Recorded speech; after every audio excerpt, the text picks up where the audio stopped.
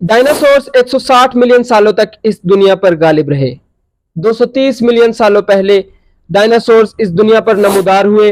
उनके इस पीरियड को ट्रासिक पीरियड कहा जाता है। डायनासोर्स डिफरेंट साइजेस के होते थे। कुछ तो इतने छोटे होते थे कि उनका साइज एक मुर्गी जितना होता था, और कुछ इतने बड़े साइज के थे जैसा कि अर्जेंटिनोसोरस।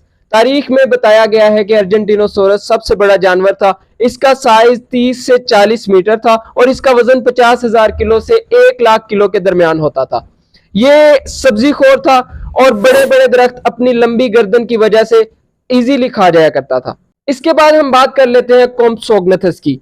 ये जानवर साइज में तो छोटा था, लेकिन ये बहुत खतरनाक था। ये गोश्तखोर था और अपने से छोटे जानवरों को अपनी गिजा बनाया करता था। इसके बाद हम बात कर लेते हैं टीरेक्स डायनासोर्स की। टीरेक्स डायनासोर्स बहुत खतरनाक डायनासोर्स थे। 2012 में एक रिसर्च की गई थी जिसके मुताबिक ये बताया गया कि टीरेक्स डायनासोर्स दूसरे डायनासोर्स को अपनी गिजा बनाया करते थे। इनका जबड़ा इतना ताकतवर था कि इनके जबड़े में 35,000 से 37,000 न्यूटन की पावर पाई जाती थी। अब सवाल पैदा होता है कि डायनासोर्स ने इस दुनिया पर करोड़ों साल हुकूमत किस तरह की। इसकी वजह यह थी कि डायनासोर्स बहुत मजबूत थे।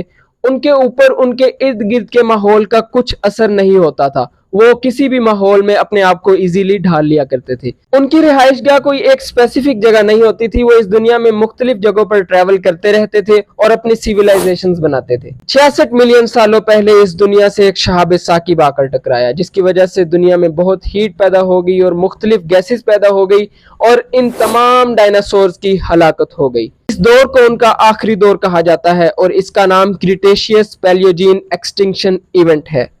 दोस्तों, मजीद इसी तरह की इंफॉर्मेटिव वीडियोस देखने के लिए फॉलो करें और वीडियो को लाइक करें। अल्लाह हाफिज।